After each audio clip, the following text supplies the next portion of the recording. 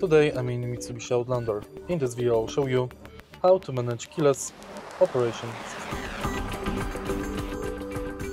In the beginning, take a look at the screen display and go to Info Set and Settings. Enter Vehicle Settings, Keyless Operation System, and here you can adjust turn signal, lights answer back,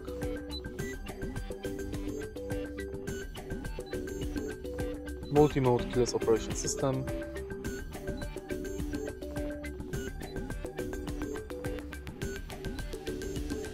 and time for remote unlock inactivation after locking.